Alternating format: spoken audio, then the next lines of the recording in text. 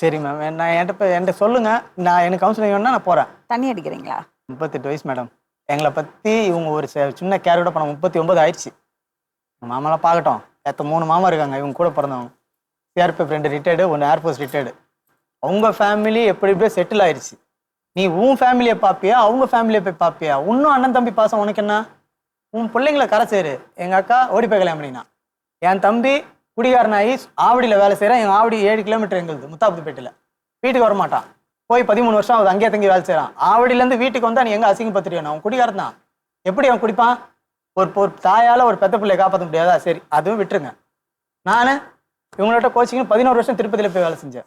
எதுக்கு கோபப்பட்டீங்க? கோவப்பட்டு போனோன்னா அங்கேருந்து அசிங்கப்படுத்துவாங்க. இவங்க அண்ணன் தம்பிலாம் இருப்பாங்கல்ல, அவங்க அண்ணன் தம்பி பசங்க சின்ன சின்ன குட்டி பசங்க, நாங்கள் வளர்த்த பசங்க இப்போ எல்லாம் கல்யாணம் ஆகி குழந்தை குட்டியோட ஆகிட்டாங்க. அவங்க முன்னாடி நான் இருந்தா இப்போ ரீசெண்டாக போயிட்டு இப்போ எந்த வீட்டில் எந்த பிரச்சனாலும் பெரியவங்க கூப்பிட்டு நீங்கள் விசாரிக்கணும்.